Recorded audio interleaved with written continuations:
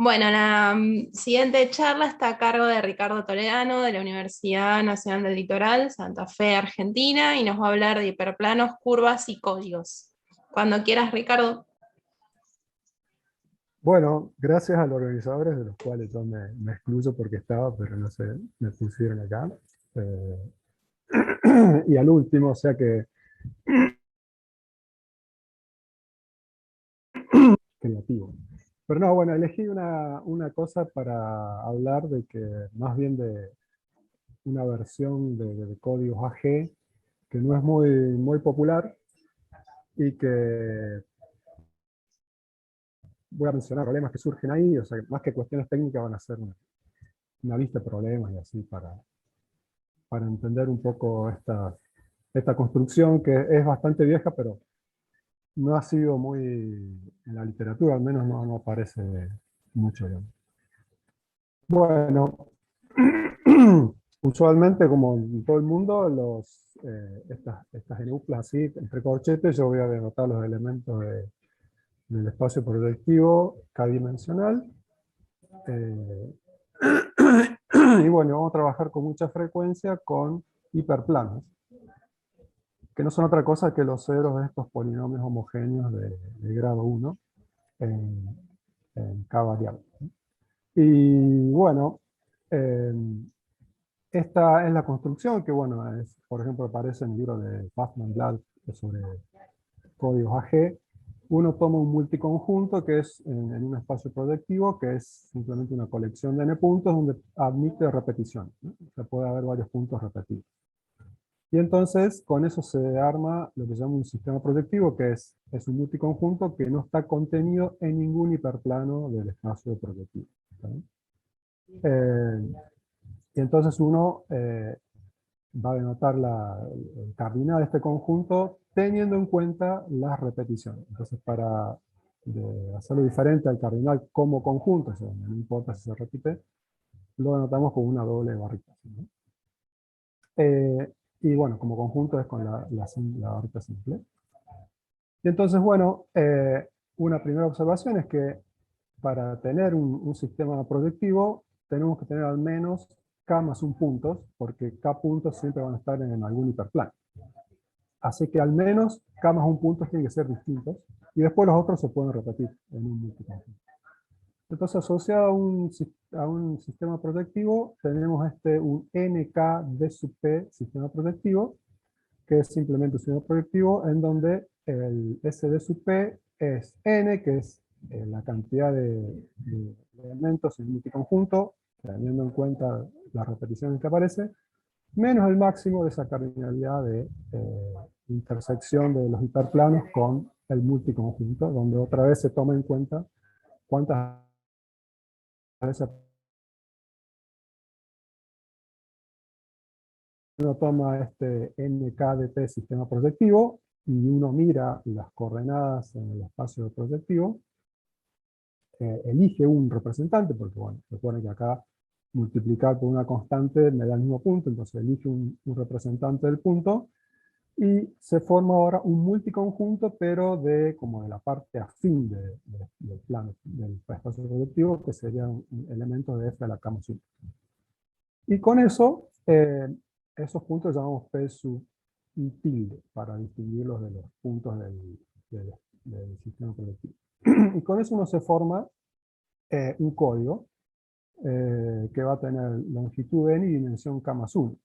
Simplemente son códigos tipo evaluación. Uno mira el dual del espacio vectorial fk más 1 y lo manda a f a la n, evaluando los elementos del dual en los puntos de esos p tilde sub i.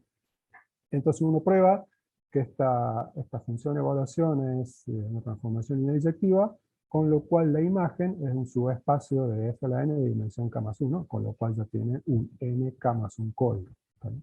Entonces esta es una manera de fabricarse códigos con estos sistemas proyectivos.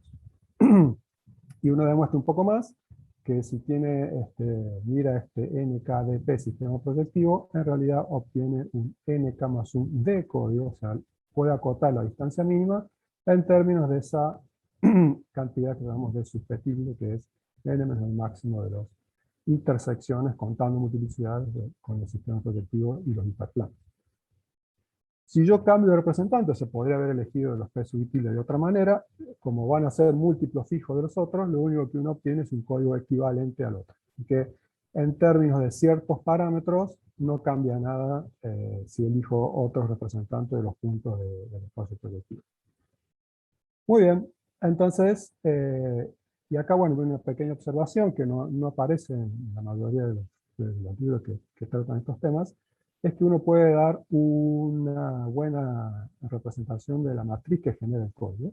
Entonces, ¿por qué? Porque, bueno, los duales de estos espacios vectoriales vienen básicamente dados por producto interno usual, y entonces uno puede probar, es casi un ejercicio, que si tiene un sistema proyectivo, entonces esta matriz, fíjense, las columnas están básicamente las coordenadas de los puntos P sub i tilde, obtiene una matriz generadora de ese código.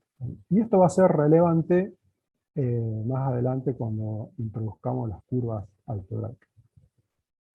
Muy bien, entonces, y bueno, todo esto que está acá se puede generalizar al caso de anillos, o uno puede hablar de sistema proyectivo en anillos, bastante generales, y es un trabajo que estamos haciendo con Maximiliano Vides, que habló creo que el lunes. Y bueno, de esta manera uno puede fabricarse códigos sobre, por ejemplo, anillos de Galois de esta forma, y puede estimar la distancia de Hamming y Lie y varias otras cosas. Así que esa es como la parte original de este approach, pero bueno, no la voy a contar acá porque sería meternos en cuenta y quiero más bien motivar estudiar estos sistemas proyectivos que hablar de cuentas.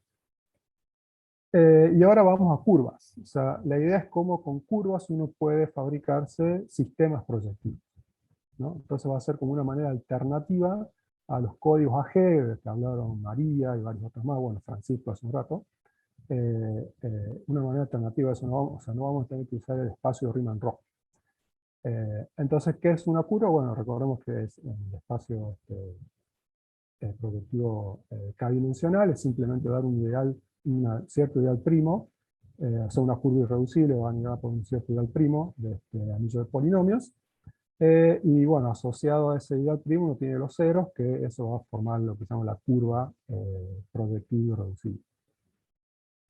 Entonces, una cuestión clásica en la teoría esta de curvas es que si uno mira todos los hiperplanos del espacio proyectivo k-dimensional, ahora estamos en la clausura algebraica, del cuerpo F, mira todos los hiperplanos que no contienen a la curva, aparece algo raro, que es que si yo miro la intersección de cualquier hiperplano con la curva, va a haber uno que va a dar exactamente el mismo número que con todos los otros hiperplanos. Y acá también se cuenta con multiplicidad, no en el sentido de multiconjunto, sino la multiplicidad en el sentido del teorema de Bézout. O sea, por ejemplo, una parábola que está una recta tangente, el punto de contacto se toma como un punto de multiplicidad 2. ¿Saben? Entonces así el teorema de Bézout es válido, y bueno, acá se cuenta de la misma manera esa intersección. La cuestión es que para todo hiperplano que no contiene a la curva, el número de intersección con esa multiplicidad no depende del hiperplano, o sea, va a estar dado por uno solo y todos los otros dan lo mismo. En definitiva, esa intersección es independiente, con esas multiplicidades, del hiperplano que no contiene la curva. Entonces eso permite definir lo que se llama el grado de la curva, y se define como el cardinal de esa intersección con ese hiperplano, o con cualquier otro, ¿sí? Porque es una constante. Muy bien. Entonces ahora veamos cómo fabricamos un sistema proyectivo en el sentido del inicio. Entonces ahora F va a ser un cuerpo finito con Q elementos. Esto es lo que garantiza que esta charla esté acá, porque finalmente aparece un cuerpo finito. Supongamos que estamos entonces en una curva ahora irreducible, y ahora le pido algo más, que sea no degenerada, o sea, que no esté contenida en ningún hiperplano del espacio proyectivo. ¿Está bien? Entonces miro los puntos racionales, es decir, todos los puntos que tienen coordenadas abajo en F de la curva, y es usual anotarlo como X de F, y entonces uno toma un multiset, o sea, un multiconjunto ahí. De manera que como conjunto supere en cardinalidad al grado de la curva.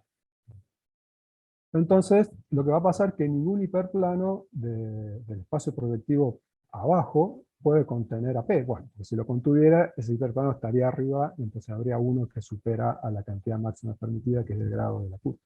Entonces ningún hiperplano lo contiene, y entonces estamos en presencia de un sistema proyectivo hecho y derecho. Entonces, con ese curva irreducible y no degenerada, buscando ese multiset en términos de puntos racionales que tengan más puntos que el grado de la curva, tengo un NK de sub P de sistema proyectivo, donde, bueno, eso en definitiva me conduce a un código. ¿Sí? Entonces elijo ese multiset así, y el código va a quedar con esa cota para la distancia mínima. Fíjense que ahora la dimensión ya está fija, es K más 1. No como ocurre con los AG, donde uno en general tiene una cota para la dimensión en términos de grado de un divisor que está dando vuelta por ahí. ¿Está bien? Y bueno, entonces, ¿qué hacemos con esa cota que está ahí abajo de la distancia mínima? Y ese es el problema acá. No tenemos una buena manera de estimar porque, bueno, no sabemos muy bien cómo estimar todas esas intersecciones con las multiplicidades. Entonces, lo más sencillo, la salida más sencilla, puede haber otras que sean menos sencillas, pero bueno, la más sencilla es, me quedo con un conjunto hecho y derecho. En lugar de multiconjunto es un conjunto, siempre que la cavidad sea más grande que el grado del grado de la curva. Y entonces ahí, bueno, como esos hiperplanos siempre es constante, en particular va a ser con los hiperplanos con coordenadas abajo, entonces ese máximo va a dar el grado de la curva. Y entonces ahora, con una curva irreducible, no degenerada, si tomo una cantidad de puntos racionales que supera el grado de la curva, me fabrico un nk más 1 de código, donde ahora la distancia mínima está acotada ahora por n menos el grado de x. ¿Sí? Y bueno, el grado de x de la curva se puede ahora calcular en muchas instancias, y ahí que esta salida más sencilla da por lo menos cotas que se pueden estimar. Y bueno, mirando ese resultado que teníamos recién con la matriz, bueno, ahora entonces tengo una representación de una matriz generadora del código a partir de la curva, porque si yo miro los puntos racionales con sus coordenadas en el espacio proyectivo, me quedo, hago una elección de esos puntos, obtengo un multiconjunto como antes, y tengo por esa proporción anterior, tengo una matriz generadora de ese código a partir de la curva externa. Y esto es un aspecto como importante para destacar, porque en el caso de los códigos AG clásicos, con la construcción de Bopa y de Riemann-Roch, este es uno de los temas difíciles. ¿Cómo consigo una matriz generadora del código? Porque necesitaría saber, en el caso de los Bopa clásicos, una base del espacio Riemann-Roch que en general no es sencillo de obtener. Pero acá sale facilísimo. Entonces, claro, en algún lugar está la trampa, y bueno, que es, un poquito voy a contar los problemas que uno tiene que empezar a mirar con este approach. Entonces, van a aparecer una lista de 3 problemas que son súper clásicos, pero que son un poco de la obstrucción a hacer muchas cosas con esta idea. La primera, bueno, es hallar curva no degenerada y con muchos puntos racionales en un espacio proyectivo de dimensión K. Ese, bueno, es un poquito un problema no muy complicado, pero no es tan sencillo. ¿Por qué? Porque la mayoría de los ejemplos que se dan en todos lados son con curvas planas o en espacio tridimensional. Entonces, uno quiere ahora mandarlos a una dimensión más grande y que sigan teniendo muchos puntos racionales. Ese es un problemita para pensar. Después de terminar de todas esas curvas con muchos puntos racionales, ¿cuáles son irreducibles? Ese ya es un problemita un poquito más, también súper estudiado, pero no siempre es sencillo de determinar. Una manera de hacer eso es determinando los generadores del ideal de la curva, que tampoco es tan directo, hay muchas técnicas, cuestiones comunitarias que se pueden hacer, y verificar si ese ideal es primo. Y el otro problema es cómo calculo los grados de las curvas irreducibles, porque eso me va a dar justamente una cuota para distancia mínima. Entonces son 3 problemas clásicos que uno ahora los puede como, bueno, reestudiar y rever en base a esta construcción de códigos con esta idea de los sistemas proyectivos. Muy bien, entonces lo que vamos a ver es un método para calcular el grado de estas curvas proyectivas, y por eso es como la parte más computacional de expresarla. Y bueno, entonces, lo que voy a hacer es dar una formulación, ahora en términos un poquito más abstracto. ¿Por qué? Bueno, porque uno va a tener en cuenta también acá ese trabajo que decía recién con Maxi Vives para estudiar los problemas sobre anillos, ¿no? Entonces uno tiene un anillo graduado newtoniano, donde bueno, el S0 es un anillo artiniano, es una condición básica en todas estas teorías, y finitamente generado como S0 álgebra. Entonces, si uno tiene ahora un S módulo graduado, que también es finitamente generado, va a tener una cadena intermedia de submódulos y maximal, y lo que uno puede probar es que esa cadena maximal, todas van a tener la misma longitud, entonces uno puede hablar de la longitud del submódulo como la longitud de cualquiera de esas cadenas maximales, porque todas tienen la misma cadena, la misma cantidad de submódulos.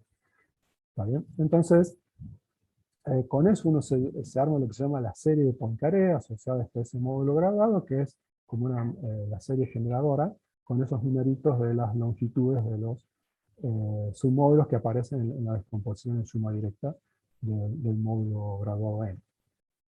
Y el caso que nos interesa es cuando ese módulo graduado es el anillo con coeficientes en un polinomial con coeficientes en un anillo artiniano. ¿Por qué? Bueno, y los S submódulos van a ser los anillos cocientes con el ADS.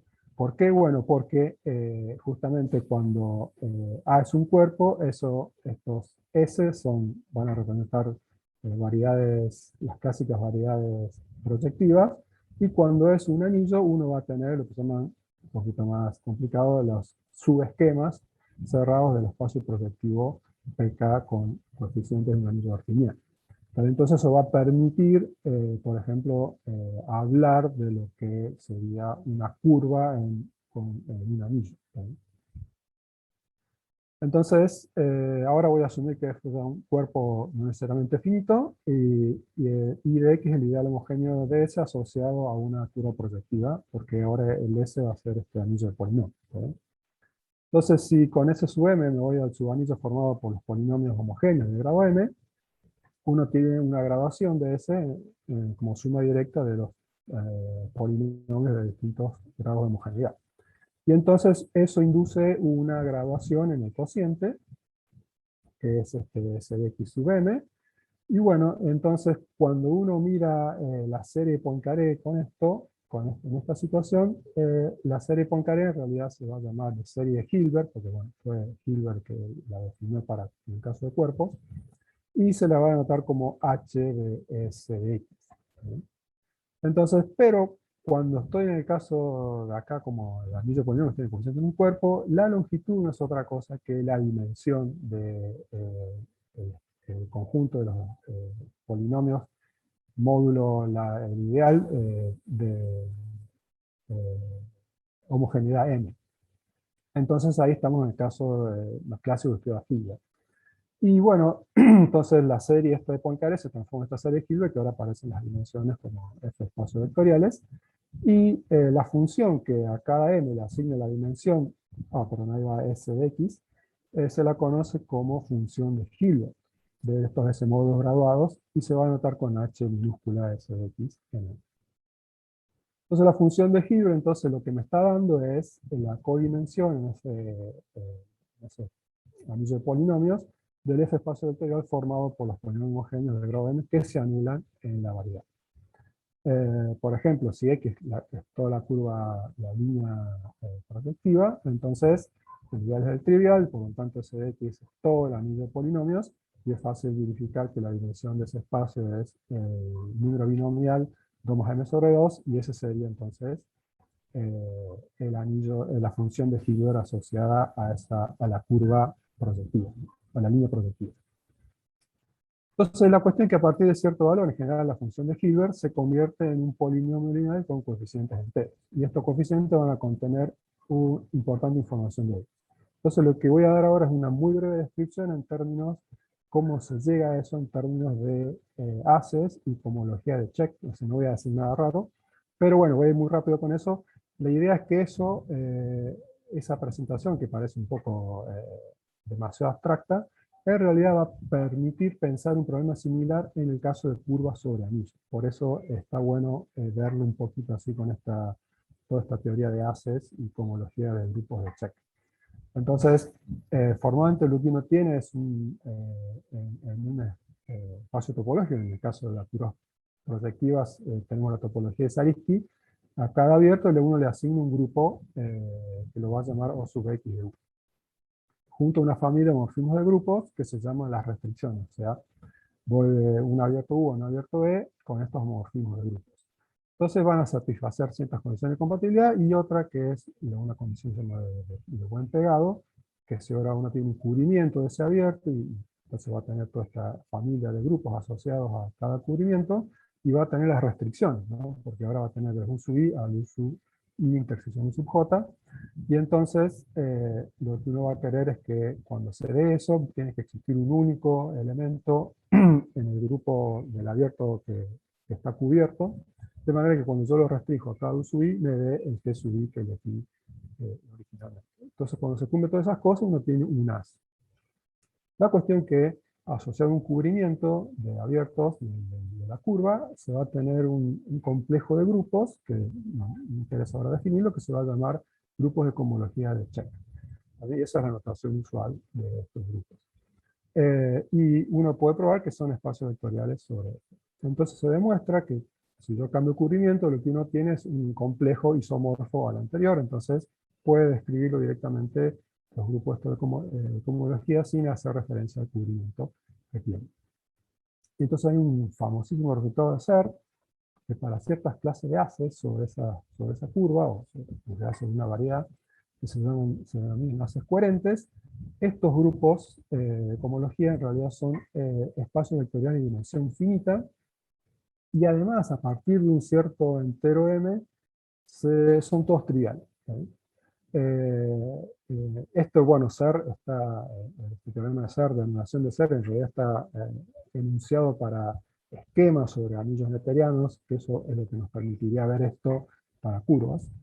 Y entonces, acá lo que prueba hacer es que todo esto se da con un as que se llama el as torcido, que es simplemente cambiar la graduación, uno lo lleva para atrás o para adelante, y eso se llama el as torcido, no es nada raro, pero bueno, ese es el nombre que Twisted Shift que se le da. Entonces, para ese as, que no importa lo que es, uno tiene esta teorema de anulación de SER. Entonces hay un as particular que se llama el as estructural asociado a la curva, y con eso se enuncia una igualdad a partir de una cierta sucesión de haces, que no es el caso, que uno lo puede denominar como una versión del teorema de Riemann-Roch, que dice, bueno, la dimensión del H0 menos la dimensión del H1 es D por M más 1 menos la dimensión del H1. Donde, bueno, fíjense, a la izquierda aparecen los haces estos twisteados y a la derecha aparece el as estructural sin twistear. Y ese D que aparece es justamente el grado de la curva. Y ahí aparece la primera trozo de información que nos interesa.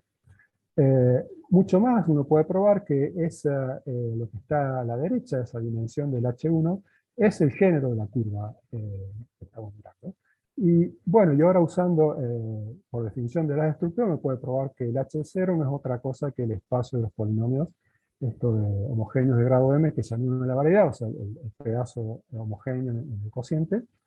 Por lo tanto, en el lado izquierdo va a aparecer la función de Hilbert, y con el teorema de SER, de anulación, la dimensión del H1 va a ser 0, porque ese grupo, ese A se anula a partir de un cierto valor de m. ¿Está bien? Entonces me queda esa fórmula, me queda que la función de Hilbert, a partir de un cierto valor de m, se transforma en este valor, b por m más 1 menos g, donde aparece entonces el grado de la curva y el género de la curva. ¿Sí? Entonces, cuando uno tiene una curva reducible en un espacio proyectivo, el polinomio, la función de Hilbert a partir de un cierto momento es un polinomio que tiene esa información súper importante para todas estas cuestiones de Codel, que es el grado y el género de la curva. Muy bien. Entonces, de acá aparece el otro problema. Cuando la función de Hilbert se convierte en un polinomio. Es un problema que ha sido muy estudiado. Entonces, ¿a partir de qué momento es un polinomio? Y eso tiene que ver con toda una teoría que se llama la regularidad de Castelnuovo-Mumford. Uno lo puede ver acá en este libro clásico de Eisenbach, de Geometry of syzygies. Todo lo, bueno, la regularidad de Castelnuovo-Mumford es muchísimo más general, y esto es como una programa muy particular, pero no está todavía muy, se sabe a partir que uno puede asegurar de qué momento eso es un polinomio. También así que es un problema lindo para pensar. Y relacionado a ese problema anterior, mirando ese teorema de anulación de ser, uno podría tratar de ir a este problema de cuándo es un polinomio la función de Hilbert, trata de lograr a lo mejor una versión efectiva de ese teorema de ser, o sea, de determinar un valor de n concreto, o una cota por lo menos, donde uno sepa que esos grupos de cohomologías se anulan de ahí en adelante. Entonces uno podría decir, bueno, a partir de acá siempre es un polinomio para cualquier curva de pi. Así que eso sería un problema también como interesante para ver. Y bueno, con Maxi Vides estamos viendo esto que decía recién, toda esta maquinaria de los haces y qué sé yo, y esta versión de anulación del teorema de ser, podría dar una versión débil, Riemann-Roch en este contexto, donde uno quizás de esa manera puede definir lo que sería el grado de una curva sobre un anillo, imitando lo que pasa con las curvas sobre cuerpos. Todavía es una parte que no tenemos muy claro cómo avanzar, pero hacia esa dirección vamos. Y bueno, aquí nos dice que por ahí para el próximo FQ4 ya podemos contar algo concreto sobre esta cuestión sobre mí. Y bueno, veamos la parte computacional y con eso ya voy llegando ya medio al final. Entonces, volvemos al caso de curvas sobre cuerpos, caso clásico. Entonces, para calcular la distancia mínima, necesito saber el grado de la curva, y entonces simplemente tendría que conocer el coeficiente lineal de su polinomio de Hilbert. Eso simplemente, bueno, porque tampoco es tan sencillo calcular las polinomios de Hilbert. Una manera de hacerlo, que es bastante general, se utilizan esto que se llama resoluciones graduadas del ideal que genera la curva, que van a ser soluciones exactas de ese modo graduado de esta forma, y que, bueno, con un poquito más de precisión, lo que uno va haciendo es esto. Si uno tiene los generadores del ideal de la curva, entonces supongamos que son de grado homogéneo de 1 de S, entonces uno se puede armar un homorfismo sobreyectivo que va de esa suma directa ahí de estos módulos, S módulos twisteados o torcidos, en el ideal. Es sencillo de armar y tiene esa función, homorfismo graduado sobreyectivo y de grado 0. Y así puedo seguir, bueno, si ahora esa suma directa en realidad también va a ser finitamente generado, y va a estar finitamente generado por una cierta cantidad de polinomios homogéneos de grado ahora, digamos, E1R. Y entonces con el mismo argumento tiene una solución exacta, ahora con una phi sub 2, que va a ser, uno considera el núcleo, que va a ser el CCG del ideal, después mira el CCG del otro submódulo, y así va para atrás. Y con eso sigue, y en algún momento termina. Y eso que termina lo asegura un famoso teorema de CCG de Hilbert, que dice, bueno, a lo sumo en n pasos, uno va a llegar a una sucesión exacta. Y bueno, entonces con esta sucesión exacta uno va a poder dar una expresión para la función de Hilbert, que bueno, ¿de qué va a depender? Bueno, va a depender de conocer los generadores de esos ideales, porque voy a tener que conocer quiénes son esos de sub i, esos de sub 1, de sub r, etcétera, etcétera. Entonces, uno puede reemplazar esa solución exacta anterior por esta otra, donde ya aparece el anillo de polinomios de C de X, y entonces uno puede calcular, uno puede probar que la función de Hilbert asociada a esa curva tiene esa pinta que está ahí. Entonces, fíjense, van a aparecer esos numeritos de sub ij que tienen que ver con los generadores de los ideales. ¿También? Y ese es el problema, ¿no? ¿Cómo voy a obtener esos generadores de ideales? En muchos casos, con las curvas concretas se puede hacer con técnicas de base de Groner, y todo eso está, por ejemplo, en programas de acceso libre como Macaulay 2 y otros más que andan por ahí, uno los puede calcular explícitamente. Entonces, uno, por ejemplo, con esa expresión ya ve que esa función de Hilbert es un polinomio cuando el m supera el máximo de esos de sub ij. Pero bueno, tampoco, como no conoce los de sub ij, no tiene una manera de decir, bueno, a partir de acá, algo concreto es un polinomio. Pero con la ayuda, uno puede experimentar muchísimo, se va a esta página web con el Macaulay 2, es un software hecho para geometría geodésica computacional. Uno puede calcular explícitamente estas resoluciones cuando tiene la curva explícita, y le da, Macaulay te da una resolución graduada, a partir de la cual uno puede calcular esta forma que tenemos acá arriba de la función de Hilbert, y ahí puede deducir a partir de qué momento la función de Hilbert se transforma en un polinomio. Para distintas curvas ya se puede experimentar y empezar a ver si detecta pesca alguna regularidad en ese número. Muy bien. Y bueno, con eso entonces ya tenemos a mano todo para calcular los parámetros de estos códigos que se generan de esta manera, con estas curvas y los sistemas proyectivos, evitando todo el paso por el Riemann-Roch, que a veces es muy costoso y a veces imposible calcular las bases de un Riemann-Roch. El problema acá, como les decía, bueno, es que necesita curvas con muchos puntos racionales en dimensiones grandes, porque de eso va a depender la dimensión del código, entonces tiene que fabricarse curvas ahí. Y bueno, la mayoría de los ejemplos que uno encuentra en general son con curvas planas, que están en P2 o curvas en P3. ¿Saben? Uno va a esta página web, por ejemplo www.manypoint.org, y hay una lista enorme de las mejores curvas planas en general, que dan lo mejor que se conoce con puntos racionales para cada característica. ¿Saben? Entonces ahí tenemos una fuente de curvas, de las mejores que se conocen para cada característica.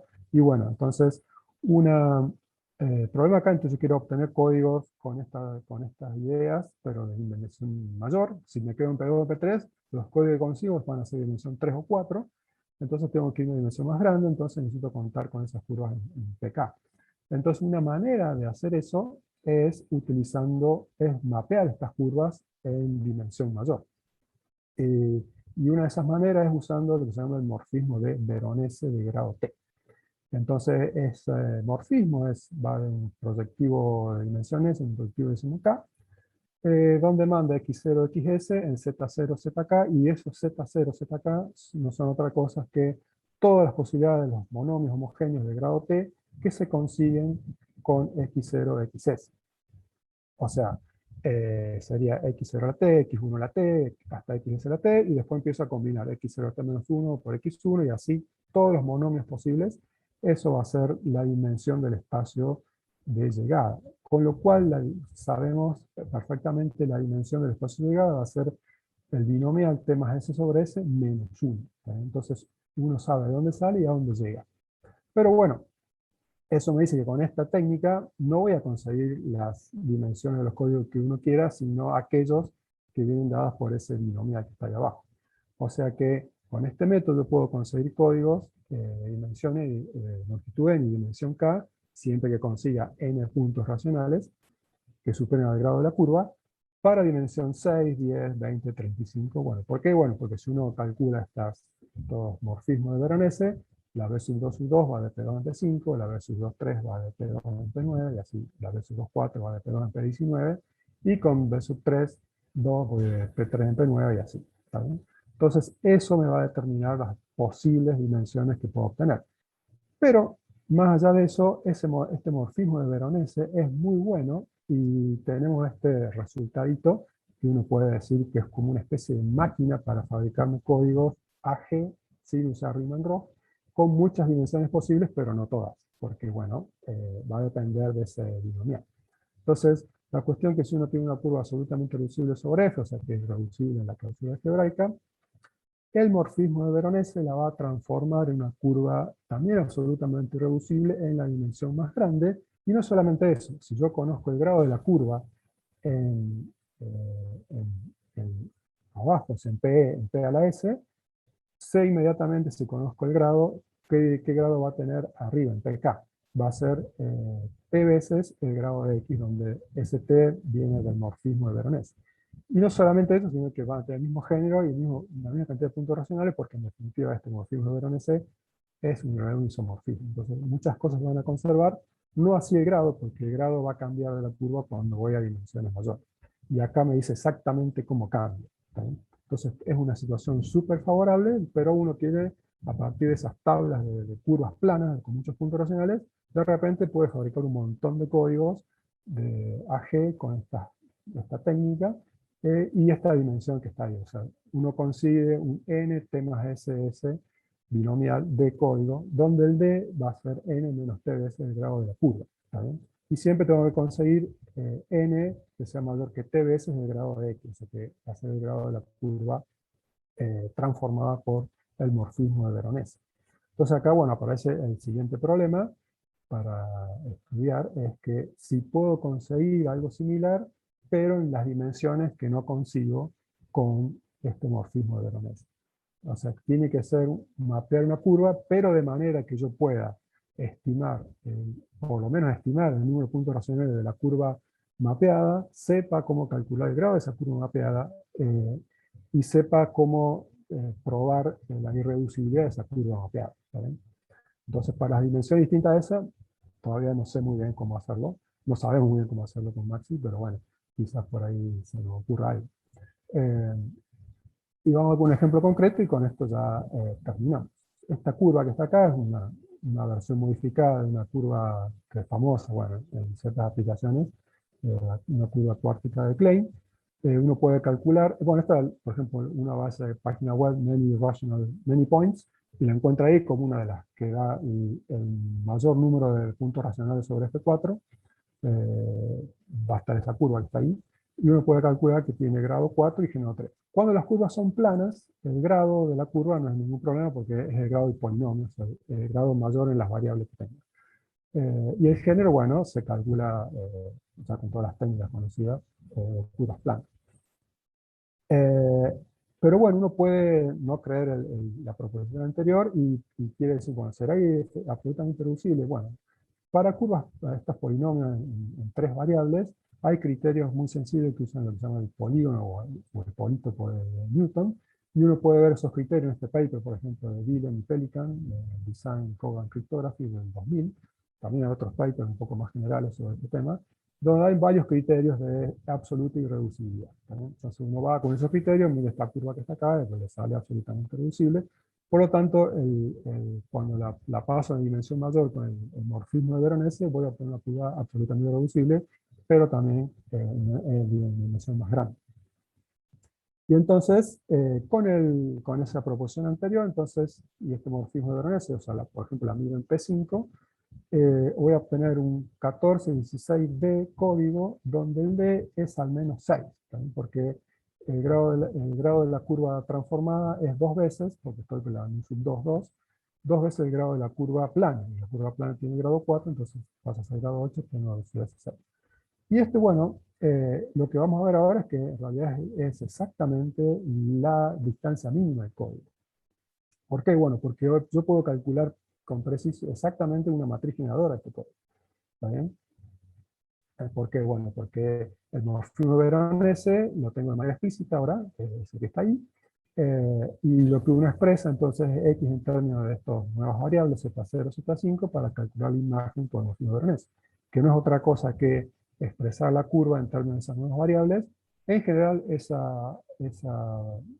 B ahí va a ser varias ecuaciones, va a ser una intersección de intersuperficies, acá queda una sola, y el morfismo de Veronese, que se llama en este caso la superficie de Veronese en P5, también es una intersección que eso está todo calculado de todas esa lista que está ahí de hipersuperficie. Entonces uno tiene una representación absolutamente explícita y si uno va a este software que le decían Macaulay 2 con todas esas ecuaciones que tenemos ahí, Macaulay 2 te da en 2 segundos cuál es el polinomio de fibra.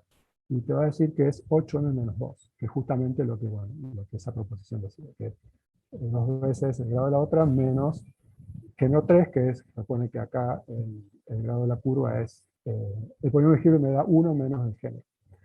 Para ver suficiente, eso no me lo dice Macaulay a partir de cuándo. Y bueno, y eso confirma que es una curva de esas características, y usando 6, los puntos que obtiene que son estos. Entonces, la generadora, este código va a ser sencillamente eso que está acá, porque es poner todos esos puntos como columnas, y uno puede usar el paquete de código 6 y verificar que es un código exactamente de distancia mínima 6. Con lo cual, uno en particular ve que esta distancia mínima no se puede mejorar en términos generales esa cota. Y bueno, y finalmente está este problemita que es, si con todas estas técnicas de espacios proyectivos, yo me puedo fabricar una familia de curvas proyectivas que me den códigos asintóticamente buenos. Si uno lograra eso, bueno, estaría consiguiendo algo que es muy difícil conseguir con las curvas y los espacios Riemann-Roch, que sería obtener códigos asintóticamente buenos, donde uno sepa explícitamente las matrices generadoras de esos códigos asintóticamente buenos. ¿Está bien? Bueno, y eso es todo.